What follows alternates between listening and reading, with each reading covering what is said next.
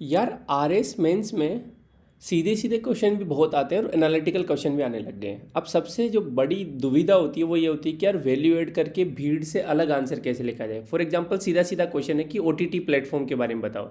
अब ये तो सारे ही एक ही सेम आंसर लिख के आएंगे, आप कुछ अलग कैसे करो, थोड़ा सा करना होता है। मैं ये नहीं बोल रहा बहुत कुछ अलग करना है, थोड़ा सा अलग करना होता है। वो थोड़ा सा अलग करने में आपको थोड़े से अलग मार्क्स मिल जाते हैं, और पर पर्सन आपको थोड़े से अलग मार्क्स मिल गए मान लो, तो आपका काम हो गया। जैसे मैंने आपको कैलकुलेट करके बताया था ना, पर पर्सन आप पर क्वेश्चन आपको 0.5 या 0.75 भी अलग मार्क्स मिल गए तो आपका काम हो जाएगा। तो आज के सेशन में माई सेल्फ नियोन और मैं आपका स्वागत करता हूँ कनेक्ट सिविल्स के प्रोजेक्ट कलम के रूल नंबर 4 में, जिसका जो हेडिंग है, जिसका जो शीर्षक है वो है वैल्यू एडिशन। ठीक है, आज हम पढ़ेंगे वैल्यू एडिशन क्यों जरूरी है भीड़ से अलग होने के लिए। हम टॉपर्स की कॉपीज देखेंगे कि किस तरीके से उन्होंने वैल्यू एड की है और किस तरीके से मार्क्स पाए हैं। पीवाईक्यूज में हम वैल्यू एड करके देखेंगे लाइव। उसके बाद में कलम 1.0 के जो पेड मेंबर्स हैं उनके होमवर्क में क्या क्या होगा वो मैं आपको बताऊंगा, और आगे क्या क्या हम कैसे प्रोसीड करेंगे। Thank you so much. यदि आप यूट्यूब से आए हो तो हम टेलीग्राम पे एक्टिव है, कनेक्ट सिविल्स आरएस नाम से। आप लेट्स कनेक्टेड पे मैसेज कर सकते हो टेलीग्राम पे जाके। मैंने आपको बताया था कि मेंस की तैयारी 800 मार्क्स में दो पार्ट में यदि मैं बांटूँ तो जीएस का 600 मार्क्स होता है। जीएस का 600 मार्क्स में से 50 जो परसेंट है आंसर राइटिंग का पार्ट होता है। इस आंसर राइटिंग के पार्ट में और नॉलेज के पार्ट में वैल्यू एडिशन बहुत इंपॉर्टेंट रोल निभाता है। ठीक है, अब वैल्यू एडिशन में मैंने अपनी एक ट्रिक बना रखी है, आप अपनी बना सकते हो, दैट्स ओके, दैट्स नॉर्मल। देखो कितनी मस्त मस्त सी लड़ियाँ बना दी, तो ये आप अपने हिसाब से बना सकते हो। ये मैंने बनाई हुई, यदि आपको अच्छी लगती है तो कोई बात नहीं, आप यूज कर सकते हो। लिकर पी के एसएससी सेड, ठीक है, कोई आदमी था जिसने लिकर पी ली, लिकर मतलब शराब, पी के एसएससी का एग्जाम देने गया था, फेल हो गया तो वो सेड हो गया। ठीक है, इस तरीके से आप याद कर सकते हो, लिकर पी के एसएससी सेड। ठीक है, अब एल मतलब लीगल। ठीक है, एक एग्जांपल मैंने दे दिया था, जैसे लीगल जितनी भी बॉडीज है ना, आगे मैं सारों को एक्सप्लेन करूंगा अच्छे से, लिकर पी कैसे सेड। अब इससे फायदा क्या होता है कि जैसे ही मान लो 10 मार्कर क्वेश्चन है, 5 मार्कर क्वेश्चन है, यदि आपके साथ ऐसा होता है कभी कि यार हम अटक जाते हैं बीच में, हमारे पास पॉइंट्स नहीं होते याद करने को, ठीक है, गारंटी के साथ बोल सकता हूं जब भी एग्जाम में लिकर पी के एसएससी सेट, जब भी अटको आप, लिकर पी के एसएससी सेट को दिमाग से घुमा लो, पॉइंटों की भरमार रहेगी, because you all are knowledgeable enough to write a good answer. आपके पास पॉइंट्स हैं, बस एक स्ट्रीमलाइन करके उनको बाहर निकालने वाला कोई नहीं है। And I am doing all this in कलम सेशन। ठीक है, आगे चलते हैं। तो पहली बात तो नॉलेज कहाँ से आएगी, नॉलेज एक तो प्रीलिम्स से आएगी। ठीक है, प्रीलिम्स में बहुत सारी चीज़ें आपको ऐसी पता है, बहुत सारी जैसे आपको कीवर्ड्स पता है प्रीलिम्स से, स्कीम्स आपने बहुत सारी पढ़ी थी, सस्टेनेबल डेवलपमेंट गोल्स आपको प्रीलिम्स में पता है, कमिटीज आपने वहाँ पे पढ़ी थी। ठीक है, सुप्रीम कोर्ट की जजमेंट्स आपने वहाँ पे पढ़े, जैसे विशाखा गाइडलाइंस वगैरह। ठीक है, रिपोर्ट्स आपने पढ़ी थी, रिपोर्ट्स रैंकिंग वगैरह, ऑर्गेनाइजेशन के बारे में प्रीलिम्स में आपने पढ़ा है, एग्जाम्पल्स आपने पढ़ा है, डेटा आपने प्रीलिम्स में बहुत भर भर के पढ़ा है, स्पेशली इकोनॉमिक सर्वे वगैरह का। तो प्रीलिम्स की नॉलेज आपके पास काफ़ी है, उसको आप यूज़ करना सीख जाओगे, जैसा लिकर पी के एसएससी सेड आप अपने दिमाग में घुमाओगे। दूसरा, वैल्यू एड हम न्यूज़पेपर वगैरह से कर ही रहे हैं, जैसा मैंने पिछले सेशन में बताया था। यदि नहीं देखा आपने पिछला सेशन तो आप पिछला वाला सेशन देख सकते हैं, रूल नंबर 3 वाला। ठीक है, न्यूज़पेपर को कैसे यूज़ करते हैं, तो ये मैंने अच्छे से समझाया था। जैसे मान लो किसी दिन आर्टिफिशियल इंटेलिजेंस पे यही आ गया कि इंडिया 5th रैंक है एआई में इन्वेस्टमेंट में, तो आपने एक लाइन लिख दी, बस ये एक तरीके से एक डेटा हो गया आपके पास। ठीक है, लिखने के लिए। अब वैल्यू एडिशन क्यों जरूरी है भाई? पहली बात तो जो डायरेक्ट क्वेश्चंस आते हैं उनमें यदि फॉर एग्जांपल 10 कॉपीज आई है एग्जामिनर के पास, और क्वेश्चन है कि व्हाट इज क्रिप्टो करेंसी। ठीक है, अब what is crypto currency, crypto currency की डेफिनेशन सब लिख के आएंगे साहब। ठीक है, यदि आप 1-2 एग्जाम्पल लिख के आते हो, ठीक है, यदि आप रिसेंट में जो क्रिप्टो करेंसी में कोई लेटेस्ट चेंज हुआ है, आरबीआई की गाइडलाइन आई है, या फिर जो सुब्बा राव कमेटी है उसने क्या बोला है, यदि वो लिख के आते हो 5 नंबर के क्वेश्चन में, तो यदि आपके आसपास की 10 कॉपीज़ को 3 नंबर मिले तो आपको 4 नंबर मिलने के चांस होते हैं, या उनको 2 नंबर मिले तो आपको 3 नंबर मिलने के चांस होते हैं। यही गेम होता है। ठीक है, तो डायरेक्ट क्वेश्चन में आप एज लेते हो, आप भीड़ से अलग होते हो।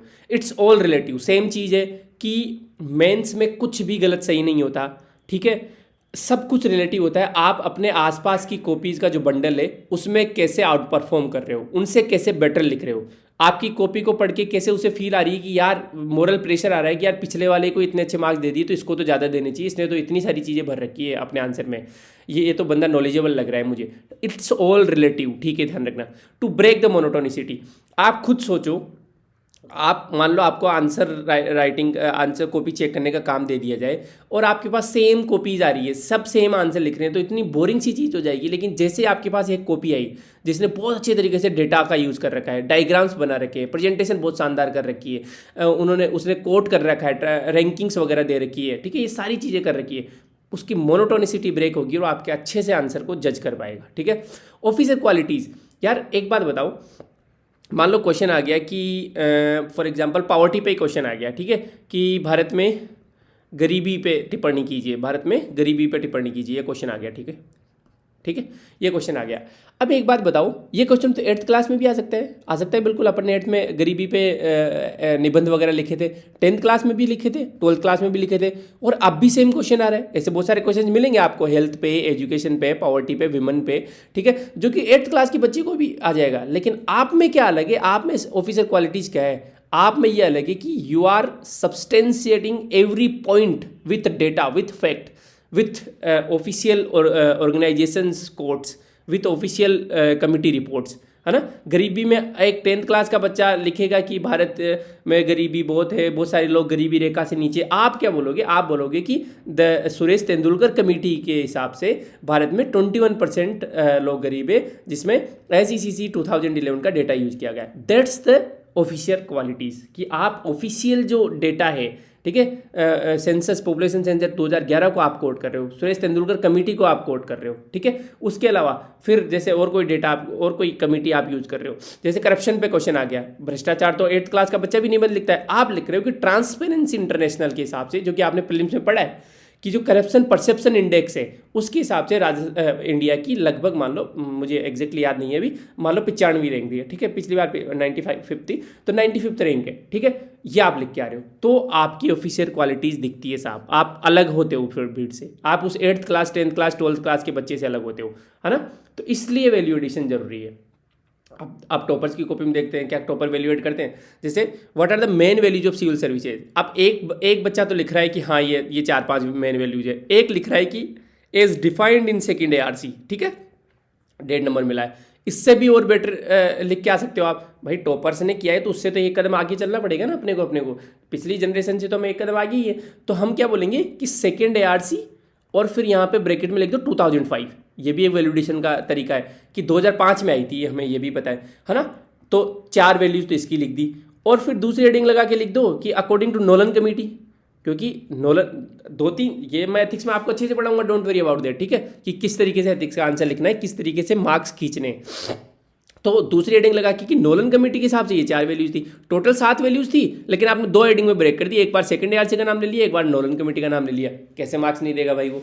आगे चलते हैं, ठीक है, यहाँ पे देखते हैं, इन्होंने देखो अब 2 अलग अलग आंसर है, what are the main values of civil service, इन्होंने नोलन कमेटी, और नोलन कमेटी को देखो इसने अंडरलाइन भी किया है, डबल कोट भी किया है, और 8 वैल्यूज लिख दी, 2 नंबर मिल गए। समझ रहे हो आप, मार्क्स मिलते हैं यदि आप ये सब चीज़ें करते हो तो। आगे चलते हैं, ठीक है, डिस्कस, अब इनको 5 में से 4 नंबर मिले, discuss India stand on international institute climate change. अब इन्होंने देखो कितनी सारी वैल्यूडेशन चीज़ें की है, INDC India's intended nationally determined contribution, ठीक है, इसमें इन्होंने डेटा दिया है कि 2.5 बिलियन टन CO2 वाला 40% अपना जो रिन्यूएबल से आना चाहिए 2030 तक, है ना। अब तो रिवाइज करके हमने 2047 तक अपन ने कितना कर दिया, 50% कर दिया पंचामृत में, ठीक है।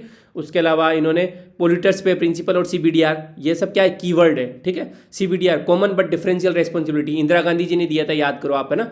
और ये सब कहाँ से आएंगे, कैसे आएंगे, ये मैं आपको बताऊंगा, ठीक है। तो लिखते हैं लोग, लिखते हैं तो मार्क्स भी आते हैं, ठीक है। आगे चलते हैं, जैसे 2 describe the power of governor regarding promulgation of ordinance, ठीक है। तो ऑर्डिनेंस जो प्रख्यापित करता है गवर्नर, उनकी शक्तियों का वर्णन करने के लिए बोला है। तो देखो इन्होंने एक तो आर्टिकल मेंशन कर दिया, ठीक है। उसके अलावा मैं बताता हूँ आपको आगे, तो आर्टिकल्स वगैरह तो मेंशन करना है। देखो DC Wadhwa case, supreme court का जजमेंट इन्होंने यूज कर दिया। इन DC Wadhwa case supreme court told that ordinance making power comes under judicial review, ठीक है। 7 नंबर, भाई 7 नंबर बहुत होते हैं 10 में से, 70% मार्क्स, ठीक है। 50% मार्क्स में तो आप टॉप कर जाते हो, 400 मार्क्स में, तो समझ रहे हो आप मेंस में दी। तो ये जो आंसर है ये तो ऊपर लेके गया इनको। अब ये DC, अब सर हमें तो पता ही नहीं DC वाधवा केस, अरे ये तो लक्ष्मीकांत में लिखा हुआ है सीधा सीधा, जैसे ऑर्डिनेंस का चैप्टर आता है वहाँ पे DC वाधवा केस लिखा हुआ है। तो ये सब चीज़ें बहुत नॉर्मल चीज़ें आपके नोट्स में लक्ष्मीकांत में खूब मिलेगी आपको, ठीक है। बस अब इस सेशन के बाद में आपके आंख नाक कान सब खुले हो जाएंगे। जैसे आप कोई सुप्रीम कोर्ट का जजमेंट देखोगे, कोई भी कमेटी देखोगे, कोई भी कोर्ट देखोगे, कोई भी ऑर्गेनाइजेशन देखोगे, मैं फटाफट फटाफट से क्यों बोलता हूँ बार बार, आपको जगाने के लिए, ठीक है। एसएससी सेड, ठीक है, ये क्यों बोलता हूँ।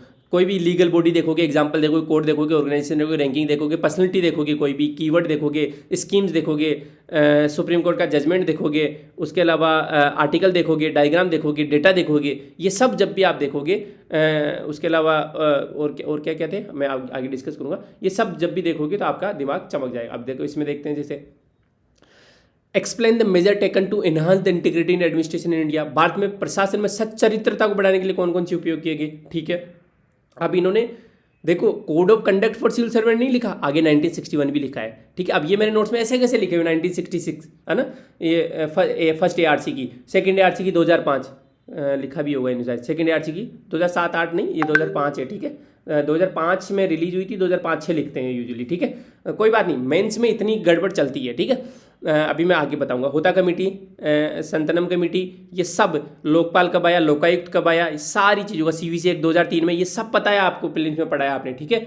देखो क्यों नहीं मार्क्स मिलेंगे, और 6 मार्क्स काफ़ी अच्छे होते हैं, बेटर 60% मार्क्स। मैं क्या बता रहा हूँ कि 50% मार्क्स भी आपको टॉपर की तरफ लेके जाते हैं, तो ये तो 60% मार्क्स है, समझ रहे हो। आगे चलते हैं साहब। अब मैं हर को एक को एक्सप्लेन करूंगा लीगल पीके में। मतलब लीगल बॉडीज, अब लीगल बॉडी कौन कौन सी, जैसे लॉ कमीशन हो गया साहब, नीति आयोग हो गया, फॉरेस्ट सर्वे ऑफ इंडिया की रिपोर्ट आती रहती है, उसको आप बार बार कोट करो। कुछ नहीं, गवर्नेंस का क्वेश्चन आए, वैल्यूज का क्वेश्चन आए, तो सेकंड ARC को लिख दो आप, कोई फर्क नहीं पड़ता।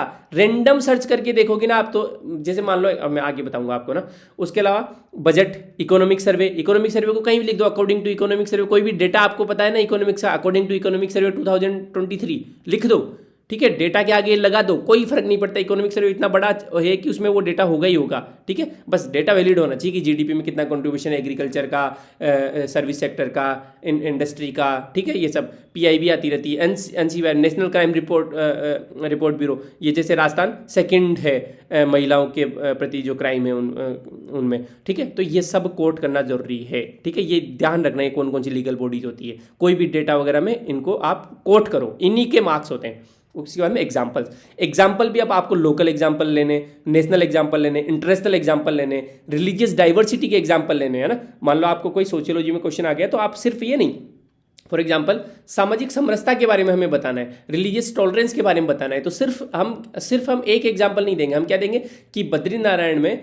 केदारनाथ के जब चढ़ने जाते हैं, तो जो वो जो म्यूल्स होते हैं, है ना, जो खच्चर होते हैं, उनको जो ऑपरेट करते हैं वो मुस्लिम लोग होते हैं। वहाँ पे जो दुकानें उन मुस्लिम लोगों की है, जो कि हिंदू जो श्रद्धालु होते हैं उनकी हेल्प करते हैं। ठीक वैसे ही जब अजमेर शरीफ पे जब हिंदू लोग जाते हैं, तो वहाँ पे दुकानें हैं, वो हिंदुओं की भी होती है और मुसलमानों की भी होती है। फिर आप वहाँ पे जाओ, आप अमृतसर गुरुद्वारा पे जाओ, तो इस तरीके से आपको डाइवर्स एग्जाम्पल यूज करें। शिरडी साई बाबा पे आप जा सकते हो, ठीक है। जेंडर डाइवर्सिटी, आप जब भी कोई एग्जाम्पल कोट करो तो अलग अलग जेंडर से करो। ऐसा नहीं कि बस मान लो राजस्थान एडमिनिस्ट्रेटिव सर्विस या सिविल सर्वेंट्स के बारे में एग्जाम्पल दे रहे हो, तो सिर्फ आपने पुरुषों के एग्जाम्पल दे दिए। कोशिश करो पोमा तुडू मैम का एग्जाम्पल दो, कोशिश करो टीना डाबी मैम का एग्जाम्पल दे दो, बीच बीच में कोशिश करो दुर्गा शक्ति नागपाल मैम का एग्जाम्पल दे दो, ठीक है। ये सब चीज़ें मैं आपको बताऊंगा, डोंट वरी अबाउट दैट, ठीक है। यहाँ पर नहीं बताते, पता नहीं क्यों नहीं बताते यार लोग, और फिर यूपीएससी वाले आगे निकल जाते, अपने से निकलने नहीं देंगे। अब टाइम स्पेन, मान लो कोई एग्जांपल भी दे रहे हो, तो जैसे कोई भी क्वेश्चन है, एग्जांपल भी आप दे रहे हो, तो टाइम स्पेन के हिसाब से दो कि एंशिएंट दे दिया आपने पहले, ठीक है। मान लो महिलाओं पे कोई क्वेश्चन है, 10 नंबर का क्वेश्चन है कि हमारी महिला एम्पावरमेंट पे, तो एंशिएंट में कौन थे? गार्गी मैत्री थे। फिर मिडीवल में कौन थे? अपनी ये जो अपनी कौन थी यार, वो रानी दुर्गावती। फिर करंट में बहुत सारी है, सुषमा स्वराज में मैम है, और भी बहुत सारी ऐसी कहते हैं ना पॉलिटिकली न्यूट्रल, जिनको अक्रॉस द पार्टी लाइन उनकी रेस्पेक्ट हो, ठीक है। सुषमा स्वराज मैम की दोनों पार्टियां रेस्पेक्ट करती थी, ठीक है। सेक्टोरियल अप्रोच, अलग अलग सेक्टर्स से आप दो एग्जांपल। साइंस एंड टेक्नोलॉजी में भी जैसे अपने मिसाइल विमेन है, क्या नाम है मैम का, नाम मैं भूल गया, सॉरी है, एक्सट्रीमली सॉरी। इसरो में बहुत सारी जो विमेन है उन्होंने लीड किया था, जैसे चंद्रयान मिशन को लीड किया था, है ना। अनुराधा टीके मैम थी, उन्होंने लीड किया था। तो सेक्टोरियल साइंस एंड टेक्नोलॉजी में आपने एग्जांपल दे दिया, लिटरेचर में आपने एग्जांपल दे दिया। उसके अलावा जैसे चीजी गैप अप्रोच आगे आएगी, मैं बताऊंगा आपको, है ना। चीजी गैप, ये सेक्टोरल अप्रोच होती है। आगे अपने सेशन में बताऊंगा कि आपके पास पॉइंटों की कमी नहीं पड़ेगी। जैसे पॉइंट कम, जैसे मैं अभी अटक गया था ना साइंस एंड टेक और लिटरेचर में, अब मैं चीजी गैप में सोचूंगा, कल्चरल एग्जाम्पल सोचूंगा, मैं हिस्टोरिकल एग्जाम्पल, इकोनॉमी में एग्जाम्पल सोचूंगा, निर्मला सीतारमन, या फिर चलो निर्मला सीतारमन मैम तो पॉलिटिकल पार्टी से, मैं IMF में जो अपनी गीता गोपीनाथ है उनका एग्जाम्पल दे दूंगा। इकोलॉजी में मैं सोचूंगा, इकोलॉजी में एक साउथ की महिला जो जिनको पद्मश्री मिला है, उनको क्या बोलते हैं, जिन यार मैं नाम भूल गया उनका, सॉरी, अभी रिवाइज किए हुए मुझे खुद बहुत दिन हो गए। ठीक है, अपन करेंगे लेकिन ये सब चीज़ें। ठीक है, साइंस एंड टेक्नोलॉजी मैंने बोल ही दिया। ठीक है, उसके अलावा ज्योग्राफी, उसके अलावा एडमिनिस्ट्रेशन में मैंने 3-4 एग्जांपल दे दिए, पॉलिटी में मैंने एग्जांपल दे दिए। इस तरीके से आप पॉइंट निकाल सकते हो। कोट्स, उसमें वेस्टर्न फिलोसोफर्स के कोट होते हैं जो कि अपन इंडियन फिलोसोफर के कोट होते हैं, ये तो अपन एथिक्स में कवर कर लेंगे अपने एथिक्स के कोर्स में। फ्रीडम फाइटर्स के कोट्स होते हैं बहुत सारे, पॉलिटिशियंस के, अब पॉलिटिशियन को भी अपन यूजली जैसे PM मोदी है उनको अवॉइड ही करेंगे, या फिर राहुल गांधी जी ने कुछ बोला तो उनको अवॉइड ही करेंगे, क्योंकि हमें रिस्क नहीं लेनी। हम किसके लेंगे? जिनकी respect across the party line थी, जो कि या अभी नहीं है। जैसे अटल बिहारी वाजपेयी, ठीक है, अच्छे इंसान थे, उनकी कांग्रेस भी रेस्पेक्ट करती थी, तो कोई भी यदि एग्जामिनर भी बायस्ड होगा तो अपने नंबर नहीं काटेगा अटल बिहारी वाजपेयी जी को कोट करने में। नेहरू जी को कर सकते हो क्योंकि हिस्टोरिकल फिगर है, ठीक है, फ्रीडम फाइटर थे। उसके अलावा अपने APJ अब्दुल कलाम जी हैं, भाई इनको तो कर ही सकते हो आप, कोई दिक्कत ही नहीं है। तो इस तरीके से पॉलिटिशियंस को हमें कोट करना है। Education, health, environment, technology, ethical, cultural, इन सब पे कोट हमें थोड़े थोड़े लिख लेने। किसमें लिखने? 116 पेज की जो PDF थी उनमें सारे टॉपिक हैं ये सब, है ना, उनमें एक दो ज़्यादा नहीं, ज़्यादा बढ़ना नहीं है उनको, 2-3 कोट लिखना, लेकिन ये इंश्योर करना है कि इनको यूज़ करना ही करना है। ठीक है, एजुकेशन का क्वेश्चन आ गया 10 नंबर का, तो मैं यूज़ करूंगा ही करूंगा। जैसे फॉर एग्जाम्पल क्वेश्चन है, each other success teaches A lesson for better governance, एक दूसरे की सफलता बेहतर प्रशासन के लिए सीख देती है। मुझे अभी भी याद है इस क्वेश्चन में मैं फॉर एग्जाम्पल, पहले तो एग्जाम्पल्स में कैसे लेके आया था, क्योंकि लिखा हुआ है कि analyse this statement with examples, example देने। अब एग्जाम्पल्स में हम इंटरनेशनल एग्जाम्पल दे सकते हैं, नेशनल एग्जाम्पल दे सकते हैं, स्टेट लेवल का एग्जाम्पल दे सकते हैं, लोकल लेवल का। इंटरनेशनल मतलब ली कुआन यू, जैसे मैं लिख के आया हूँ। ली कुआन यू कौन थे? सिंगापुर के प्राइम मिनिस्टर थे उस टाइम, 3 दशक पहले, जिन्होंने सिंगापुर को थर्ड वर्ल्ड नेशन से फर्स्ट वर्ल्ड में लाके खड़ा कर दिया, अंडर डेवलप्ड कंट्री से डेवलप्ड नेशन में लाके खड़ा कर दिया। एक दूसरे की सक्सेस ही हमें बेटर गवर्नेंस के लिए सिखाती है। हम भी खुद इंस्पायर है सिंगापुर के इस मॉडल से। ठीक है, इंटरनेशनल एग्जाम्पल। और जसिंदा आर्डन मैम, उनका एग्जाम्पल मैं कोट करके आया था। जसिंदा आर्डन कौन थी? न्यूजीलैंड की PM थी कोविड के टाइम पे, और कोविड को उन्होंने बहुत अच्छे से मैनेज किया था। विमेन है, देखो डाइवर्स एग्जाम्पल है। ली कुआन यू कौन है? पुरुष है। जसिंदा आर्डन कौन थी? महिला थी। डाइवर्स है और इंटरनेशनल है। फिर नेशन पे आ जाओ। नेशनल में अपने कौन है? गवर्नेंस के लिए कौन जाने जाते हैं अपने, क्या नाम है, सरदार वल्लभ भाई पटेल। ठीक है, किस तरीके से उन्होंने यूनाइट किया था सारी उसको। ठीक है, उसके अलावा और भी एग्जांपल्स आप नेशनल लेवल पे दे सकते हो, किसी IAS ऑफिसर का एग्जांपल दे सकते हो। ठीक है, फिर स्टेट लेवल पे उसी कोविड में टीना डाबी का भीलवाड़ा मॉडल था। इवन जो कलेक्टर साहब थे, उनका नाम तो मैं भूल गया, भीलवाड़ा का देन कलेक्टर, तो उनका आप मॉडल कर सकते हो। लोकल लेवल पे मैं शायद कोट करके आया था, जो सोडा सरपंच है, ठीक है, सोडा सरपंच थी, क्या नाम है उनका? छवि राजावत। आपने नाम सुना होगा बहुत जगह, छवि राजावत। तो पहली MBA सरपंच थी और उन्होंने काफ़ी अच्छा काम किया था सोडा ग्राम पंचायत में, तो उनका कोट करके आ गया मैं। समझ रहे हो आप? आपको एग्जाम्पल भी इतने डाइवर्स लेने की एग्जामिनर कैसे मार्क्स नहीं देगा आपको। ठीक है, कोट्स, अब जैसे फॉर एग्जांपल ये कोट है, peoples participation is the essence of good governance. 10 number का मान लो क्वेश्चन है, आपने कोट से शुरुआत कर दी, मजा आ जाएगा एग्जामिनर को। अब एक ट्रिक बताता हूँ आपको, अपने तक ही रखना इस बात को, ठीक है, किसी को मत बताना। तो ये मैंने सारे टॉपर से भी बात कर ली और आई एम 100% श्योर, ठीक है, किसी को नहीं। देखो एग्जामिनर जब कॉपी चेक करे तो वो ये चेक करने नहीं बैठेगा गूगल की ये वास्तव में ये कोट किसने दिया था। एक्चुअली ये कोट ना PM मोदी का है, ठीक है, लेकिन to avoid the political thing, ठीक है, क्या पता बाइज्ड हो, तो मैंने सेफ साइड रहने के लिए PM अटल बिहारी वाजपेयी का नाम यहाँ पे लिख दिया। कोई फर्क नहीं पड़ता, कोट आपको याद है, आप इधर उधर कर सकते हो पर्सनैलिटी को, अनलेस एंड अनटिल कोई फेमस ही कोट हो, ठीक है, कि जैसे नेल्सन मंडेला, या फिर क्या नाम है उनका, जो ब्रिटिश प्राइम मिनिस्टर कौन थे उस टाइम, कौन थे यार वो, जिन्होंने इंडियंस के बारे में बहुत बुरी बातें, सर विंस्टन चर्चिल, ठीक है, उनका कोई कोट है जो कि बहुत फेमस है, उनको इधर उधर नहीं करना है। बाकी जो नॉर्मल कोट है ना, जैसे आपने जय जवान जय किसान को ही आपने मान लो PM मोदी लिख दिया, तो वो गलत है। PM मोदी ने दिया था जय जवान जय किसान जय विज्ञान और जय अनुसंधान, ये PM मोदी ने दिया था, तो उतना ब्लंडर नहीं करना। बाकी जो नॉर्मल कोट है ना, इनमें आप इधर उधर कर सकते हो, कोई दिक्कत नहीं है। इवन डेटा में भी आप अप्रोक्सीमेट डेटा लिखोगे, ठीक है। फॉर एग्जाम्पल राजस्थान का जो रिन्यूएबल एनर्जी है वो लगभग 66%। अब ये डेली चेंज होता है, मैं बताऊंगा आपको, क्योंकि रिन्यूएबल एनर्जी में राजस्थान भाग रहा है बहुत आगे सोलर और विंड में, और नॉन रिन्यूएबल पीछे जाता जा रहा है। अब इसकी जगह आप 60% लिख दो या लगभग 70% लिख दो ना, चलेगा। हाँ 80% लिख दो तो गलत है, ठीक है, या फिर आप 50% लिख दो तो भी थोड़ा गलत है, क्योंकि हम 50% तो बहुत दिनों पहले क्रॉस कर चुके हैं। तो लगभग 60 to 70% आप लिख दोगे तो चलेगा, ठीक है। तो इतना लोड नहीं लेना है, एग्जामिनर आपकी भावनाओं को समझता है। अच्छा, दूसरी बात, जब आप बेटर गवर्नेंस को कर रहे हो तो मान लो आपने लिखा है कि better governance constitutes elements like accountability, transparency, efficiency, ये सब पार्टिसिपेटरी, ये सब बेटर गवर्नेंस के कंपोनेंट है। आप जैसे हिंदी में आप कर दोगे कि बेहतर प्रशासन का मतलब होता है कि उसमें जवाबदेही होनी चाहिए, पारदर्शिता होनी चाहिए, उसमें एफिशिएंसी को हिंदी में क्या बोलेंगे, दक्षता होनी चाहिए, उसमें पार्टिसिपेटरी अप्रोच होनी चाहिए। अब लेकिन आप एक लाइन आगे ऐड कर दो कि अकॉर्डिंग टू सेकेंड ARC 2005। ओहो हो भाई साहब, चार चांद लग गए। एक तो आप खुद बोल रहे थे, एक आपने सेकेंड ARC के कंधे पे रख के बंदूक चला दी कि एग्जाम सोचेगा कि अच्छा आपको ये भी पता है, तो ठीक है ना। अब जैसे आपको नहीं पता कि ये सेकेंड ARC ने दिया था, कोई बात नहीं, सेकेंड ARC का डॉक्यूमेंट कम से कम 400 500 600 पेज का है, वहाँ पे पक्का ये वैल्यूज मेंशन होगी। मैं लाइव करके बता देता हूँ आपको, यार क्यों टेंशन ले रहे हो, मैं बता ही देता हूँ आपको ना। कब करूँगा फिर, अभी नहीं करूँगा तो आपके सामने। कनेक्ट। हाँ जी, तो second ARC report file type :PDF, ठीक है। ये गूगल कैसे करते हैं, कैसे सीधे PDF निकालनी है, पहला जो रिजल्ट है वो PDF आएगा। तो ये वन ऑफ द रिपोर्ट का, पूरी रिपोर्ट का एक पार्ट है सिर्फ, है ना। अब इसमें मैं कंट्रोल F करता हूँ, आएगा ट्रांसपेरेंसी, आएगा, भाग के आएगा।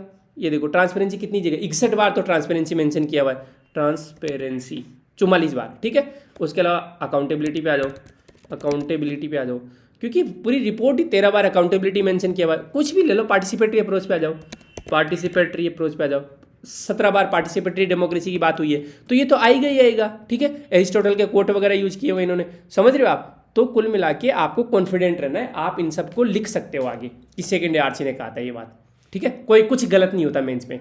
कोट्स जैसे, अब आपको जैसे एजुकेशन आपने हेडिंग डाली हुई, तो एक दो तीन कोट्स, फेमस कोट्स, वो आपके खुद के कोट्स होंगे, उनको आप यूज कर लो, बस उन्हीं को बार बार रटो। 15 कोट लिखने की जरूरत नहीं है, वो एग्जाम में काम नहीं आएंगे। लेकिन जैसे फॉर एग्जाम्पल, अब हाई प्रोबेबिलिटी है कि एजुकेशन पे, न्यू एजुकेशन पॉलिसी पे क्वेश्चन आ सकता है ना। अब आपने ये कोट लिखा हुआ है कि शिक्षा से मेरा तात्पर्य बच्चे के मन, शरीर और आत्मा के सर्वांगीण विकास से, गांधी जी। अब 10 नंबर का क्वेश्चन आ गया, आपने इस तरीके से कोट से शुरू किया ना, मजा आ जाएगा। क्यों?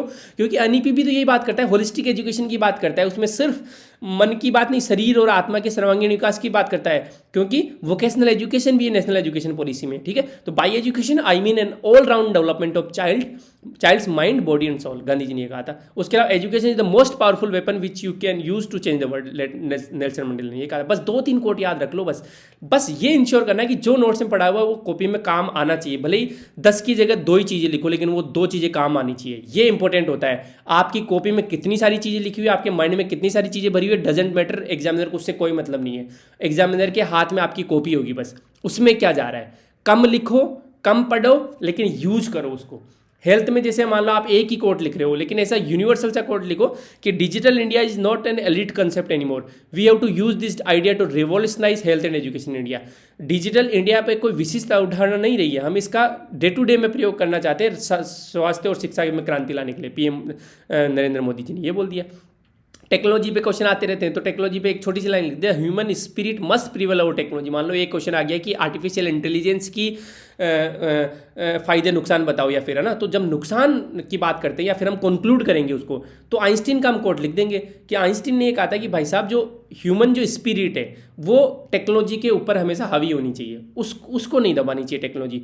उसके अलावा जैसे लेट PM लाल बहादुर शास्त्री ने क्या कहा था, जय जवान जय किसान। अटल बिहारी जी वाजपेयी ने एक जय जवान जय किसान जय विज्ञान कर दिया, क्योंकि पोखरण वगैरह का टेस्ट उन्होंने करवाया था। अपने मोदी जी ने आके जय जवान जय किसान जय विज्ञान और जय अनुसंधान भी कर दिया। और अब अनुसंधान पे आपके पास एक डेटा भी होना चाहिए कि सिर्फ 0.69% हम पूरे बजट का सिर्फ 0.69% हम रिसर्च एंड डेवलपमेंट पे R&D पे खर्च करते हैं, जो कि बहुत कम है। और जो प्राइवेट सेक्टर का जो पार्टिसिपेशन है वो भी बहुत कम है। समझ रहे हो? इस तरीके की चीज़ों को लिंक करना है। आई होप आपके दिमाग के नोट खुल रहे होंगे कि यार चीज़ें तो आसान है, उतनी भी डिफिकल्ट नहीं है, ये सब चीज़ें हम करके बहुत अच्छे मार्क्स ला सकते हैं। मतलब इट्स लाइक आपको एग्जामिनर को पागल बनाना होता है। एंड बिलीव मी, यूपीएससी वाले बच्चे बना के आते हैं आरएस में, ठीक है। मतलब हम लोग बैठ के बातें करते हैं और इतनी बेशर्मी से बातें करते हैं कि यार 1 महीने में आरएस निकाल लिया हमने, यार हम पागल हैं क्या, ठीक है। तो मुझे मतलब सच में दुख होता है कि यार आरएस वाले बच्चे हमारे से ज़्यादा नॉलेजेबल है इन terms of RS knowledge. I am not saying कि ओवरऑल नॉलेज में, ठीक है, लेकिन आरएस की नॉलेज में आपको हमें से ज़्यादा पता है, लेकिन फिर भी आप हमसे पिछड़ जाते हो ये सब नहीं करने के चक्कर में, ठीक है।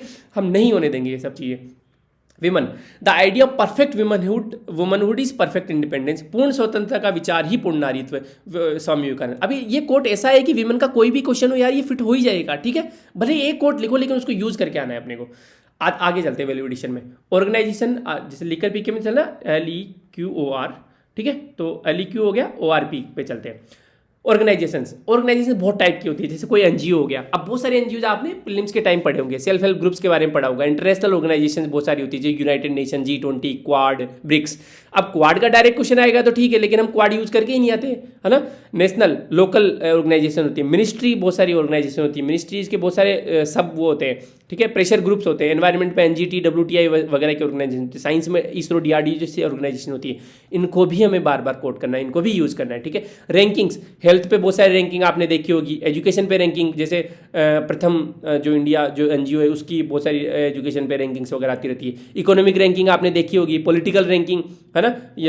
क्लाइमेट चेंज पे जैसे इंडिया जो NDC में कैसा कर रहा है, ठीक है। या फिर climate change performance index, climate change performance index में इंडिया कैसा कर रहा है, ठीक है, टॉप 10 में है या नहीं है ना। करप्शन पे जैसे ट्रांसपेरेंसी इंटरनेशनल का करप्शन परसेप्शन इंडेक्स आ गया। साइबर सिक्योरिटी में India is the 5th most vulnerable country in whole world in terms of cyber security या साइबर अटैक्स। ये सब डेटा, ये रैंकिंग, ये सब पता होनी चाहिए अपने को, ठीक है। ये प्रीलिम्स के टाइम पता थी, हम यूज़ नहीं कर रहे बस उसको। पर्सनलिटीज़ को यूज़ करना, चाहे वो वेस्टर्न फिलोसोफर हो, इंडियन हो, फ्रीडम फाइटर्स हो, ये सब मैंने ऊपर बता दिया। अब जैसे कैसे काम ले, जैसे क्वेश्चन आ गया, ये सारे PYQs के एग्जांपल मैं आपको दे रहा हूँ, ताकि मैं ऐसा नहीं कि UPSC के क्वेश्चन में इनको अप्लाई कर रहा हूँ। ये सारे RS के PYQs है। डिफाइन पॉलिटिकल करप्शन, राजनीतिक भ्रष्टाचार को परिभाषित किया। मान लो 5 नंबर का क्वेश्चन आ गया। अब एक तो आप सीधा सीधा आपने वर्ल्ड बैंक की डेफिनेशन लिख दी कि पॉलिटिकल करप्शन क्या होता है, लेकिन साथ में आपने ये लिखा कि एसोसिएशन ऑफ डेमोक्रेटिक रिफॉर्म। आपके पास ये जो NGO है, ये न्यूज़ में खूब आता रहता है, जो कि बहुत सारे केसेज इन्होंने फाइल किए हैं कि राजनेताओं के जो इनकम है उनको डिस्क्लोज किया जाए। राजनेताओं के जो नेक्सस है, उनके सिर्फ उनकी खुद की इनकम को नहीं, उनके जो क्लोज रिलेटिव है, उनकी वाइफ है, उनके बच्चे हैं, उनके पेरेंट्स हैं, उनकी भी इनकम को डिस्क्लोज किया जाए, ठीक है। सेंट्रल इन्फॉर्मेशन कमीशन ने आपको कोट कर दिया कि इस RTI को यही तो संभालता है, सेंट्रल इन्फॉर्मेशन कमीशन ही तो, ठीक है। कितने केसेस पेंडिंग है RTI के क्या है। लोकपाल लोकायुक्ता को, जैसे अभी उन सर ने यूज़ किया था PYQ में, है ना। पॉलिटिकल करप्शन वाला ही क्वेश्चन था शायद। कहाँ गए सर जी, कहाँ गए आप। ये कोई और क्वेश्चन था कि इंटीग्रिटी, मतलब बात सही में कान घुमा के पकड़ा है कि भारत प्रशासन में सच्चरित्रा को बढ़ाएंगे तो करप्शन अपने आप ही कम होगा। तो ठीक है, उसमें लोकपाल लोकायुक्ता का काफ़ी रोल होता है, क्योंकि बहुत जगह लोकायुक्ता को CM को और मिनिस्टर्स को भी धरने की वो होती है, पावर होती है, समझ रहे हो आप। तो इस तरीके से अपने को यूज़ करना है। कहाँ गए आगे। रैंकिंग में जैसे ट्रांसपेरेंसी इंटरनेशनल का मैंने बताया था, करप्शन परसेप्शन इंडेक्स की रैंकिंग। पर्सनलिटीज़, जैसे PM मोदी की जीरो टॉलरेंस नीति है, जीरो टॉलरेंस अप्रोच है। पर्सनलिटीज़ में एंशियंट पर्सनलिटीज़ भी आ सकती है कि चाणक्य नीति। चाणक्य ये बोलता था कि किसी भी बड़ी पोस्ट पे एक ऑफिसर को ज़्यादा लंबे समय तक नहीं टिका रहने देना है, अदरवाइज वो पॉलिटिकल करप्शन को करेगा, है ना, राजनीतिक भ्रष्टाचार करेगा। तो चाणक्य नीति आप कोट कर दो। अरुणा रॉय, जिन्होंने RTI, राजस्थान में RTI की अलग जगह थी, उनको कोट कर दो आप। अन्ना हजारे, कैसे भूल सकते हो, एंटी करप्शन मूवमेंट, पूरा आप पार्टी निकली उससे। आप पार्टी में अपने को नहीं जाना, लेकिन अन्ना हजारे का एंटी करप्शन मूवमेंट बहुत फेमस था, ठीक है। अब ये सब चीज़ें आपको अन्ना हजारे नहीं याद है कि आपको ये बताऊं, लेकिन क्या आप लिख के आते, इसमें नहीं लिख के आते, तो कैसे लिख के आओगे, जब आप लिकर PK SSC को एग्जाम में दिमाग में घुमाओगे। और ये कैसे होगा, जब आप टेस्ट सीरीज में डेली आंसर राइटिंग करोगे या कोई टेस्ट सीरीज करोगे, उसमें देखो मैं ये बोल रहा हूँ कि एक दिन में नहीं होता, रोम एक दिन में नहीं बनाता, लेकिन 1 दिन करोगे, 2 दिन करोगे, 10 दिन परेशान रहोगे कि सर कोशिश कर रहे हैं, फिर आपके पास दो वैल्यू एडिशन चीज़ें जानी शुरू हो जाएगी कि आप हर क्वेश्चन में कुछ कुछ करके आ रहे हो। धीरे धीरे ये 2 बढ़ के 5 हो जाएगी। बस इतना ही करना है यार, आपको बाकी कॉपी से थोड़ा ढंग का दिखना है। मेंस गेम ही उसी का है, परफेक्शन नहीं है कुछ भी, ठीक है। आगे चलते हैं। के एस एस आगे कीवर्ड्स। अब कीवर्ड्स इतने सारे होते हैं, मोदी जी तो इतने सारे कीवर्ड देते थे, बेटी बचाओ बेटी पढ़ाओ, सबका साथ सबका विकास सबका विश्वास, है ना, बहुत सारे कीवर्ड। इकोनॉमिक्स में बहुत सारे कीवर्ड होते हैं, पॉलिटिकल टर्म्स होती है, एथिकल कीवर्ड्स होते हैं, एथिकल में जैसे स्लोगन्स होते हैं बहुत सारे, जैसे माँ गृधा कस्यस विदनम, ठीक है, जैसे पॉलिटिकल करप्शन में आपने कंक्लूड कर दिया कि माँ गृधा कस्यस विदनम, मतलब ये कभी भी दूसरों के धन पर लालच मत करो, ठीक है, ये हो गया एक स्लोगन। और भी मैं मेरे पास बहुत सारे एथिक्स के वो लिखे हुए, मैं आपको एथिक्स पढ़ाऊंगा ना तब बहुत अच्छे से बताऊंगा, आपने डाउट सेशन में बहुत अच्छे से। टेक्नोलॉजी में बहुत सारे कीवर्ड्स होते हैं, ठीक है। स्कीम्स, भाई स्कीम्स तो आपने प्री में कितनी भर भर की यूज की थी, राजस्थान गवर्नमेंट की स्कीम, इंडियन गवर्नमेंट की स्कीम, अदर स्टेट गवर्नमेंट की स्कीम, इनिशिएटिव्स, जैसे इंडिया के बहुत सारे इंटरनेशनल लेवल पे इनिशिएटिव चल रहे हैं, अभी एग्जांपल हम देखेंगे। और सस्टेनेबल डेवलपमेंट गोल को तो जैसे PYQ वाली, एक तो आपकी गर्लफ्रेंड या बॉयफ्रेंड या फिर आपके स्पाउस, आपके पतिदेव या आपकी धर्मपत्नी की फोटो रखी होगी तकिए के नीचे, उसके ऊपर आपने PYQ रख दिए थे, उसके ऊपर आप SDG का एक प्रिंट आउट लेके भी लिख लो, क्योंकि SDG इतनी जगह काम आता है ना, कोई सा भी क्वेश्चन में SDG फिट हो ही जाता है यार। कुछ याद नहीं आ रहा तो सस्टेनेबल डेवलपमेंट गोल कौन सा कितना नंबर का है, ये रे, पहला पॉवर्टी का है, दूसरा जीरो हंगर का है, तीसरा गुड हेल्थ एंड वेलबींग का है, क्वालिटी एजुकेशन का है, पांचवा जेंडर इक्वलिटी का है। ये सब, ये कोई भी काम आ जाएगा। फॉर एग्जांपल मैं काम लेके बताता हूँ। क्वेश्चन है, discuss India's stand on international initiative on climate change, जलवायु परिवर्तन पर अंतर्राष्ट्रीय पहलों पर भारत के रुख की। पहली बात तो आपके कोचिंग के स्टैटिक नोट्स में भी ये होने चाहिए, जितने भी पहले 5-6 पहले वो डायरेक्ट होने चाहिए। यदि नहीं है तो फिर यार वो गड़बड़ चल रहा है मामला, फिर आपको खुद से तैयारी करनी पड़ेगी, ठीक है। तो स्कीम्स कौन कौन से, initiative India's intended nationally determined contribution, ये एक तो ये होता है। पंचामृत इंडिया ने दिया है, ठीक है, COP26 में। CDRI collision of disaster resilient infrastructure, ये इंडिया की देन है। इंटरनेशनल सोलर अलायंस इंडिया की देन है, ठीक है। ये सब हिंदी मीडियम स्टूडेंट्स को भी पता है चीज़, है ना। NAPCC national action plan for climate change है, national action fund for climate change, ये सारी चीज़ें इंडिया की देन है, ठीक है। अब साथ में क्लाइमेट चेंज पे कुछ कीवर्ड्स होते हैं, कॉमन बट डिफरेंशियल रेस्पॉन्सिबिलिटी, मतलब सब जिम्मेदारी सबकी है लेकिन अलग अलग जिम्मेदारी है साहब। अमेरिका की जिम्मेदारी अलग है क्योंकि अमेरिका रिसोर्सेज का बहुत ज़्यादा यूज करता है, ठीक है। भारत की जिम्मेदारी भारत की भी है लेकिन अलग है, ऐसा नहीं कि सबकी बराबर जिम्मेदारी है। ये इंदिरा गांधी जी जाके बोल के आई थी। पोल्यूटर्स पे प्रिंसिपल की मतलब अमेरिका यदि ज़्यादा पोल्यूट कर रहा है तो भाई साहब आप ही पे करोगे, ठीक है। तो फंडिंग के लिए पोल्यूटर्स पे प्रिंसिपल बहुत काम आता है। जैसे national action plan for climate change या फिर national action funding for climate change में आप इसको रिलेट कर सकते हो कि we can arrange the fund using the polluters pay principle, ठीक है। मिटिगेशन और एडेप्टेशन, ये दो कीवर्ड्स है। मैंने आपको अच्छे से अपग्रेड उस मिशन में बताया था प्री के पहले। यदि आप नए जोड़े हुए हो तो अपन करते हैं ऐसा कुछ शुरू करते हैं। तो एडेप्टेशन मतलब कि क्लाइमेट चेंज के कारण जो चेंजेस हो गए उनमें अडेप्ट कर रहे हैं, उनके हिसाब से ढलने की कोशिश कर रहे हैं। जैसे मान लो सूखा पड़ने लग गया तो हमने ऐसे बीजों का आविष्कार कर दिया जेनेटिकली मॉडिफाइड का कि वो सूखे में भी उगने लग जाए, हम ढालने की कोशिश करें। मिटिगेशन मतलब उस क्लाइमेट चेंज को हो नहीं, उसको रोकने की कोशिश कर रहे हैं। ये दो टर्म हो गई, ठीक है। उसके अलावा क्लाइमेट चेंज से रिलेटेड कौन कौन से, बहुत सारे भर भर के। SDG 13, 14, 15 तो डायरेक्ट है, ठीक है। SDG 13 क्लाइमेट चेंज है, SDG 14 लाइफ अंडर वाटर, क्योंकि क्लाइमेट चेंज से अंडर वाटर लाइफ तो अफेक्टेड हो ही रही है। जैसे मुझे याद आ रहा है कि लगभग जो ऑस्ट्रेलिया के कोरल रीफ है वो 50% ज़्यादा डिग्रेड हो गई, ये डाटा है, लिख दिया अपन ने आगे। अब वो 50 से 60% भी हो गई तो भी फर्क नहीं पड़ेगा, लेकिन अप्रॉक्स 50% डिग्रेड हो चुकी है। SDG 15 लाइफ ऑन लैंड तो अफेक्टेड है ही सही। SDG 11 आप देखो, SDG 11 sustainable cities and communities, हमें ऐसी सिटीज और कम्युनिटीज बनानी है ताकि हम अडेप्ट कर पाएं क्लाइमेट चेंज को। SDG 12 देखो एक बार, रेस्पॉन्सिबल कंजम्पशन एंड प्रोडक्शन, हमें इस तरीके से यदि हमें अडेप्ट करना है या फिर मिटिगेट करना है क्लाइमेट चेंज को तो हमें रेस्पॉन्सिबली कंज्यूम करना पड़ेगा चीज़ों को। वाटर यूज की इफिशियंसी बढ़ानी पड़ेगी, प्रोडक्शन की इफिशियंसी बढ़ानी पड़ेगी।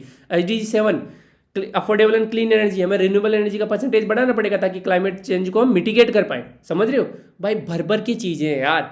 नॉलेज कंटेंट की आपके पास कमी नहीं आएगी, वो बिखरा पड़ा है, बस आपको समेटना आना चाहिए बस, ठीक है। आई होप दिमाग के नोट्स खुल रहे होंगे, ठीक है। आप चलते हैं आगे।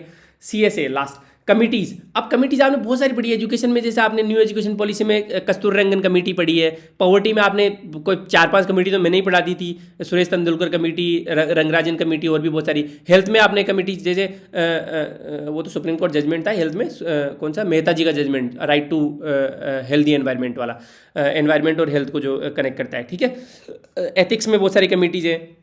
नोलन कमेटी हो गई, संतनम कमेटी हो गई, होता कमेटी हो गई, जो कि कोड ऑफ एथिक्स की बात करता है, ठीक है। कोड इकोनॉमिक्स में बहुत सारी कमेटीज आपको पता है कि एमएसएमई के लिए कमेटी है, ये सब आप रिवाइज करोगे आपको याद आ जाएगी, ठीक है। डिजिटल पेमेंट के लिए कमेटीज थी, मोदी कमेटी, सुशील मोदी कमेटी, ठीक है। पॉलिटी में बहुत सारी कमेटीज हैं, सरकारिया कमीशन, पंची कमीशन, बहुत सारे आयोग बने हुए हैं, ठीक है। ये सब प्रीलिम्स की नॉलेज अपन मेंस में यूज करके आएंगे। सुप्रीम कोर्ट के जजमेंट्स मैं आपको लिस्ट दे दूंगा कम से कम 20-25 सुप्रीम कोर्ट के जजमेंट की, जो कि आपके कहीं भी काम आ जाएंगे, ठीक है। मिनरवा मिल केस हो गया, केशवानंद भारती केस हो गया, ये विशाखा गाइडलाइंस हो गई, साबानो केस हो गया, हदिया केस हो गया, राइट टू मेरी वाला, उसके अलावा इंटरनेट इज फंडामेंटल राइट वाला केस हो गया। तो बहुत सारे ऐसे केसेज हैं जो कि कहीं भी यूज आप कर सकते हो, ठीक है। उनको मैंने सेग्रीगेट भी कर रखा है कि पॉलिटिकल केसेज ये है, उसके अलावा फंडामेंटल राइट पे केसेज ये है, विमेन एम्पावरमेंट पे केसेज ये हैं, एनवायरमेंट के लिए केसेज ये है, हेल्थ के केसेज ये है, ठीक है। इलेक्शन इश्यूज़ पे केस, जैसे एसोसिएशन ऑफ डेमोक्रेटिक रिफॉर्म के कुछ केसेज हैं। उसके अलावा लिली थॉमस केस है, जो कि 6 साल की कैद की, 6 साल तक चुनाव नहीं लड़ सकते यदि 2 साल से ज़्यादा आपको कैद होती है तो, ठीक है। उसके अलावा अभी रिसेंट में ही आरटीआई के अंदर आए थे सुप्रीम कोर्ट के खुद जो चीफ जस्टिस है, कौन सा केस था, सुभाष कश्यप केस था शायद, कि खुद सुप्रीम कोर्ट के जज भी आरटीआई के अंदर आते हैं, ठीक है, ठीक है। तो ये बहुत सारे केसेज मैं आपको दे दूंगा, वो यूज़ आपको बार बार करने हैं। उसके अलावा आपने इतने सारे आर्टिकल पढ़े हैं पॉलिटी में, फंडामेंटल राइट पे, डीपीएसपी पे, ठीक है, फंडामेंटल ड्यूटीज़ पे, इकोनॉमिक्स पे आर्टिकल पढ़े हैं, लोकल बॉडीज़ पे आपने आर्टिकल पढ़े, 11th schedule, 12th schedule, articles, schedule, sections, IPC के लॉज, ठीक है, सीआरपीसी के सेक्शंस, ज़्यादा अंदर नहीं घुसना है, जो फेमस है। जैसे फॉर एग्जांपल 498 आपको पता है कि डोरी वाला है, ठीक है, डोमेस्टिक वायलेंस डोरी वाला है, ठीक है। उसके अलावा 144 आपको पता है सीआरपीसी का 144, यदि मैं केस स्टडीज में यूज कर सकता हूँ, ठीक है, ज़्यादा अंदर नहीं घुसना है। उसके अलावा कोई बिल वगैरह पास होते हैं, डेटा प्रोटेक्शन बिल अभी हाल ही में न्यूज़ में था, समझ रहे हो आप। जैसे for example explain the discretionary power of governor, राज्यपाल की स्वविवेकी शक्तियों को समझाया। एक तो आप नॉर्मल क्वेश्चन लिख के आते हो, एक आपने तोड़ा कि सबसे पहले कॉन्स्टिट्यूशनल डिस्क्रिप्शन होते हैं कुछ, और उसके अलावा कुछ सिचुएशनल डिस्क्रिप्शन भी होते हैं राज्यपाल के पास। अब कॉन्स्टिट्यूशनल डिस्क्रिप्शन में आपके पास 3 पॉइंट थे, कि जैसे पहला पॉइंट ये होता है कि कुछ गड़बड़ हो तो इमरजेंसी के लिए अपने जो प्रेसिडेंट साहब है उनको वो सजेस्ट कर सकते हैं। आप वहाँ पे लिख के आओ ब्रैकेट में आर्टिकल 365 के अंदर, ठीक है भाई साहब, 4 चांद लग जाएंगे। उसके अलावा जैसे फॉर एग्जांपल कि क्लियर मेजोरिटी नहीं हो सिचुएशनल डिस्क्रिप्शन में, कि क्लियर मेजोरिटी नहीं हो तो गवर्नर डिसाइड कर सकता है कि किसको सीएम बनाना है। आप वहाँ पे ब्रैकेट में लिख के आओ आर्टिकल 163, 4 चांद लग जाएंगे, ठीक है। उसके अलावा कोई भी बिल है वो प्रेसिडेंट के लिए रिजर्व रखना है, आप लिखे हो आर्टिकल 201। ये सब फेमस आर्टिकल्स हैं, ये सब लक्ष्मीकांत में दिए हुए, आपने प्रीलिम्स के टाइम भी पढ़ा था इनको, और मेंस में आप यूज कर सकते हो इनको, ठीक है, ठीक है। 201 तो वैसे ही फेमस है क्योंकि 200 तक पैरेलल में चलते हैं। जब आप 89 जोड़ देते हो, मैं आपको ये थ्योरी बता दूंगा कभी बाद में, ठीक है। आगे चलते हैं कमिटी, जैसे अब इसमें सरकारी कमीशन और पंची कमीशन तो आप कोट करके ही करके आओगे, क्योंकि सरकारी कमीशन, पंची कमीशन दोनों यही बात बोलते हैं कि जब भी गवर्नर ऐसी चीज़ें डिसाइड करें कि सीएम किसको चुनना है तो पॉलिटिकल न्यूट्रल रहना चाहिए। सुप्रीम कोर्ट जज में एसआर बोम्मई केस में बोला था कि आर्टिकल 365 बहुत स्पारिंगली यूज़ करना चाहिए, ठीक है, बहुत रेयर कंडीशन में ही गवर्नर को प्रेसिडेंट को सजेस्ट करना चाहिए। नबम राबिया केस, रेबिया केस, ये भी बहुत फेमस है, आपको दृष्टि वगैरह कहीं भी मिल जाएगा ये केस, ये भी इसी से रिलेटेड डिस्क्रिशनरी पावर पे बोलता है कि डिस्क्रिशनरी पावर है वो जुडिशियल रिव्यू के अंदर आती है ना। आर्टिकल 163 के अंदर जो डिस्क्रिशनरी पावर है वो एब्सोल्यूट नहीं है, ठीक है। जब आप ऐसी चीज़ें यूज़ करके आओ तो क्यों नहीं मार्क्स मिलेंगे आपको। और आपको नोट्स भी अब ऐसे ही बनाने हैं, अब आपका डायरेक्शन बन रही है कि अपने को तैयारी कैसे करनी है। सिर्फ नोट्स उठा के अंदों की तरह नहीं पढ़ने, अपने को काम की चीज़ें लिखनी है और बाकी चीज़ें हटानी है, ठीक है। वैल्यू एडिशन में डायग्राम, मैंने आप डायग्राम का पूरा अच्छे से सेशन ले लिया। स्टैंडर्ड डायग्राम कैसे होते हैं, नॉन स्टैंडर्ड कैसे होते हैं, वो भी एक वैल्यू एडिशन का टाइप है। डेटा, भाई साहब डेटा, आपको इतनी सारे डेटा पहले से ही पता है, उनको यूज करना है बस। विमेन लेबर फोर्स पार्टिसिपेशन का भी कल परसों न्यूज़पेपर में आया था कि 4% से बढ़ के 37% हो गया, पहले 33% था, अब 37 हो गया। अब विमेन का कोई भी क्वेश्चन आएगा इकोनॉमिक एम्पावरमेंट पे, आप लेबर फोर्स पार्टिसिपेशन का डेटा दोगी, भाई सिर्फ 37% ही है लेबर फोर्स पार्टिसिपेशन, जबकि पुरुषों को बहुत ज़्यादा है। कंपेयर करने के लिए यदि पुरुषों का भी याद हो तो बहुत अच्छी बात है। अनएम्प्लॉयमेंट रेट 45 साल से हाईएस्ट थी। Per capita income, GDP per capita, ये सब पता होने चाहिए। एमएसएमई पे, अब ये एमएसएमई तो क्वेश्चन आएगा ही आएगा, आते रहते हैं कि 11 करोड़ से ज़्यादा एमएसएमई, 11 करोड़ से ज़्यादा लोगों को रोजगार दिया हुआ है और लगभग 6.5 करोड़ यूनिट्स है। अब इस आप 6 करोड़ भी लिख सकते हो या लगभग 7 करोड़ भी लिख सकते हो, कोई फर्क नहीं पड़ता। हाँ, 10 करोड़ नहीं लिख सकते आप, 9 करोड़ नहीं लिख सकते, 5 करोड़ नहीं लिख सकते, ठीक है। 6 से 7 करोड़ के बीच में आप लिखोगे चलेगा, ठीक है, इतना चलेगा। पॉलिटी में विमेन का 14% लोकसभा मेंबर्स विमेन है। जैसे विमेन रिजर्वेशन बिल आ रहा है तो उसमें आप कोट कर सकते हो 33% रिजर्वेशन हम क्यों दे रहे हैं, क्योंकि लगभग 14% ही है। एथिक्स में जैसे मैंने कल ही बताया था कि डी गोल्डमैन ने कहा था कि किसी भी सक्सेसफुल लीडर में 80% जो रोल होता है वो तो इमोशनल इंटेलिजेंस का होता है, ईआई का, और सिर्फ 20% आईक्यू का होता है। देखो भाई ये डेटा हो गया। MMR, IMR, literacy rate, percentage GDP, forest cover, ये जैसे 8.6% फॉरेस्ट कवर है फॉरेस्ट रिपोर्ट के हिसाब से राजस्थान का। ये सब डेटा आपने प्रीलिम्स में पढ़ा था और ये मेंस में आप अच्छे से काम ले सकते हो और भीड़ से अपने आप को अलग दिखा सकते हो मेरे भाई, ठीक है। Value addition, describe the development of non conventional energy in Rajasthan. Rajasthan में गैर परंपरागत ऊर्जा के विकास को विवरण दीजिए। अब आपको पता है भड़ला का 2245 मेगावाट है और वो one of the non conventional energy, तो क्यों नहीं लिख के आओगे आप? पहली बात तो डायग्राम अपन मान लो, है ना। डायग्राम क्या लिखोगे? भड़ला जोधपुर में मैंने दिखा दिया, यहाँ पे भड़ला दिखा दिया, ठीक है। उसके अलावा मैंने विंड एनर्जी, विंड पार्क है जैसलमेर में, वो दिखा दिया, जैसलमेर विंड पार्क। उसके अलावा इधर प्रतापगढ़ में है विंड पार्क, वो दिखा दिया मैंने। उसके अलावा और भी बायोमास का प्लांट है। जैसे यहाँ पे एक ऊपर श्री गंगानगर में एक बायोमास का, क्या नाम है उसका, नाम भूल गया यार मैं, है ना, वो एक बड़ा सा बायोमास का प्लांट है। ये लोकेशन मैंने दिखा दी। उसके अलावा मैं पाई चार्ट बना सकता हूँ कि राजस्थान में लगभग 66% रिन्यूएबल एनर्जी है ना। क्योंकि जैसे मैं इंटरव्यू के लिए पढ़ गया था इसलिए मुझे लेटेस्ट डेटा याद है कि टोटल लगभग इंस्टॉल्ड कैपेसिटी राजस्थान की 35 गीगावाट है। उस 35 में से लगभग 12.5 12.5 गीगावाट थर्मल है, ठीक है, जो कि नॉन रिन्यूएबल है। 17 गीगावाट अभी सोलर है, 5 गीगावाट अपनी क्या विंड एनर्जी है और लगभग 250 मेगावाट, सिर्फ मेगावाट ये अपनी बायोमास है। ये सब डेटा आप यूज कर सकते हो यार, कर सकते हो, मैं बता रहा हूँ, ताकि आपके आंसर्स बाकी लोगों से अलग दिखे, ठीक है, समझ रहे हो। अब अपन आज ये lateral entry in higher civil services आप थोड़ा सा पढ़ लेना अभी सेशन में आने से पहले। इस पे अपन सारे लिकर भी कैसे सेट लगा के देखेंगे कि कितनी सारी चीज़ें हम निकाल सकते हैं। एक इस पे लगा के देखेंगे कि इंडिया की जो शीत युद्ध के पश्चात इंडिया की जो विदेश नीति है इसमें क्या परिवर्तन है, इस पे अपन लिकर भी कैसे सेट लगा के देखेंगे। अपना काम हो गया रूल नंबर 1, 2, 10 और 5 एंड 6 वाला। इतने रूल हमने कवर कर लिए, धीरे धीरे सब कवर कर लेंगे। 5 रूल कवर हो गए लगभग अपने 15 में से, कर लेंगे, डोंट वरी अबाउट दैट, ठीक है। यदि आप कलम 2.0 में एनरोल करना चाहते हो तो डिस्क्रिप्शन में या फिर जो कमेंट होगा, पहला कमेंट मैं पिन कर दूंगा, वहाँ पे इस कलम का आपको ये रजिस्ट्रेशन का फॉर्म मिल जाएगा, गूगल फॉर्म, वो भर देना। एथिक्स का कोर्स जिसमें मैं 11 लेक्चर में पूरी एथिक्स का कवर करवाऊंगा। 65 मार्क्स की बात है, उसमें 50 मार्क्स से ऊपर लाने की गारंटी है यदि ढंग से आप पढ़ते हो मेरे से। तो उसमें एनालिटिकल क्वेश्चन, क्योंकि डायरेक्ट क्वेश्चन आ ही नहीं रहे एथिक्स से, गांधी जी के 7 सीन डायरेक्ट नहीं आ रहा, उसका एप्लीकेशन पूछ रहा है। तो अपन डाउट सेशन में एप्लीकेशन को अच्छे से डिस्कस करेंगे। आपकी कॉपी में खुद चेक करूंगा, रैंकिंग आएगी, सब कुछ आएगी, ठीक है। सबसे बड़ी दिक्कत बच्चों को ये होती है कि पीयर रिव्यू में मजा नहीं आता, वो मैं समझता हूँ, क्योंकि ये जैसे कलम वाला प्रोग्राम तो है ही, डिजाइन ही वैसी यार। 1100 रुपये में 300 लोगों की कॉपी कोई कैसे चेक कर सकता है? 8-10 घंटे डेली के नहीं दे सकता मैं, है ना। लेकिन वो तो प्रॉपर टेस्ट सीरीज है ना, एथिक्स में तो प्रॉपर कमेंट होंगे, प्रॉपर एग्जांपल। सिर्फ ये नहीं लिखूंगा कि आपने एग्जांपल नहीं लिखे, मैं बताऊंगा कि इसमें ये एग्जांपल लिख भाई, ठीक है, सब कुछ होगा, ठीक है। पहले मेरा ये मन था कि 3000 रखूँ उसकी फीस, क्योंकि मेहनत बहुत ज़्यादा है, रोज डेली के 7-8 घंटे, लेकिन फिर पता नहीं, मतलब टीम से बात की तो फिर मैंने कहा 1500 ही रखते हैं, ठीक है, जो भी है। मतलब कुल मिला के पैसों का कोई कनेक्शन नहीं है क्वालिटी से, कुल मिला की बात है, क्वालिटी बहुत हाई लेवल की होगी उसमें, ठीक है। पीपीटी देंगे आपको, बिल्कुल देंगे, पीडीएफ डॉक्यूमेंट नोट्स देंगे आपको, ताकि आप निकलवा सको उनको, प्रॉपर रिवाइज कर सको। उसके अलावा दोनों मीडियम में होगा, 1 नवंबर से स्टार्ट हो रहा है, डाउट सेशन होगा, रैंकिंग आएगी प्रॉपर, उसका भी गूगल फॉर्म आपको डिस्क्रिप्शन एज वेल एज जो फर्स्ट कमेंट जो होगा उसको पिन कर दूंगा मैं, वहाँ पे दे दूंगा आपको।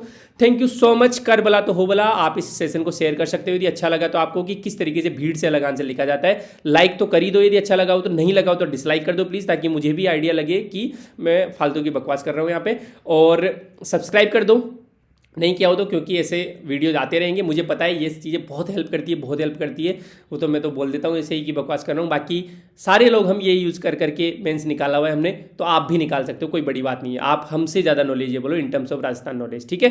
Thank you so much. Twitter वगैरह फॉलो कर लो, क्योंकि ट्विटर पे फ्री आंसर राइटिंग वहीं पे स्टार्ट करेंगे अपन, ठीक है। Okay, bye bye, good night, take care.